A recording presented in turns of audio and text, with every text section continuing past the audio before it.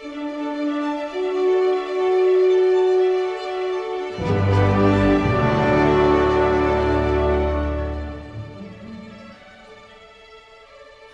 of my favorite stories is Peter Pan. My favorite story is Jane Eyre. Alice in Wonderland. The classics like Oliver Twist. Jane Austen Freak. Journey to the Center of the Earth. Sleepy Hollow. Everyone has a story, not just the story that is their own life or their own experience, but stories that are classic stories that are important to them, that help define who they are. It's more than just reading a book. It's connecting yourself to the story, learning lessons, finding things within the story that can transform you. We decided to create Stories in Concert as a means for families to be inspired and to be connected to great stories. There's a team of story developers that have helped put together The Legend of Sleepy Hollow in concert, and also the upcoming Alice's Adventures in Concert. And basically it's taking the story in its original context and then adding all of these elements of music, theater, the festival, and trying to really create a comprehensive experience in the story. It's kind of a mixture of reader's theater, a little bit of musical theater, radio. The instruments, the voices, the acting, the pantomime, the Foley artist, all of those things come together in concert, creating almost a whole new genre.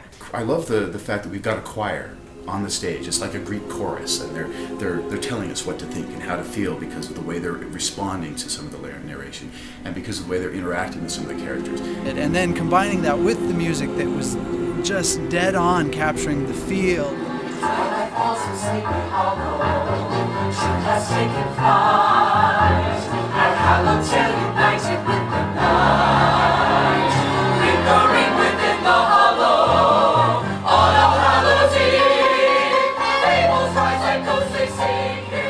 Steve has a great way of writing music that doesn't draw attention to itself, but instead enhances the story. As a musician and a composer, it's very natural for me to read a story and to sort of hear the music that goes behind the story. Known by the name of Terrytown.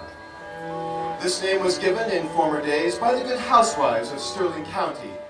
The part that I really like is the narrator. I just love that presence, this authoritative presence who conveys the story to the audience. That's a really key point of Stories in Concert.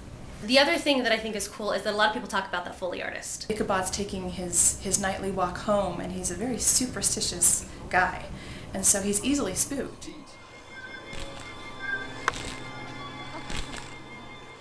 And the Foley artist really takes advantage of that, and he's able to use all of these sounds that are naturally in nature, but they sound just a little bit off, so you think, that could be something kind of scary. One of the things that's cool about our format is that when the audience members come and participate in the festival, they are put in the mood. Well, they'll be sitting on a wagon with hay, which is very traditional. It creates a tactile experience and a smell experience. They get a little bit of history, they get a little bit of understanding of the time period. And it becomes more of a human interaction experience. They're not cold when they come and sit in that audience. They're already ready, and their disbelief is already suspended slightly, and they're already ready to participate in that show. You get into the actual performance and you have that original literature that maybe sometimes a little heady for you because they're not words you're used to, but then the music comes in. And the music and the acting and everything else that comes together with the choir all combines to let you feel comfortable. There's something for all ages. There's the Harvest Festival for the little kids. The Headless Horseman. The costumes and music. Ichabod.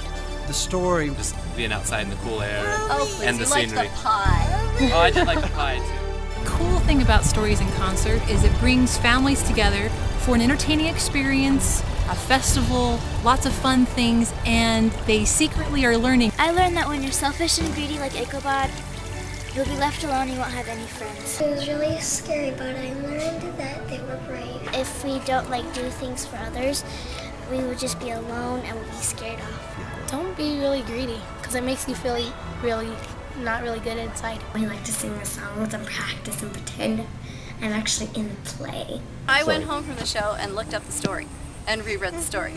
Being involved in Stories in Concert and being involved in The Legend of Sleepy Hollow has reminded me of how important to me reading classics is. Something that's worthwhile, something that's a treasure, has all kinds of levels of meaning, and as you read it and reread it, you discover that meaning. When I get into a difficult situation, I can think of someone like Jane and know, well, she did it even though it was hard, and I can do it too. I have recommitted myself to picking up classic literature that some of which I've read before, but most of which I've just been putting off and realizing, you know what, don't put it off anymore. This is the time to be reading this stuff because it's good. And there's a reason why it's classic literature. There's a reason why so many people put these on their list of best books, because it's got something to teach us and it's got something to tell us while we're being entertained. I really hope Stories in Concert will become a prominent part of our community, that people will really start to look towards classic literature as a way to better themselves as an individual, but also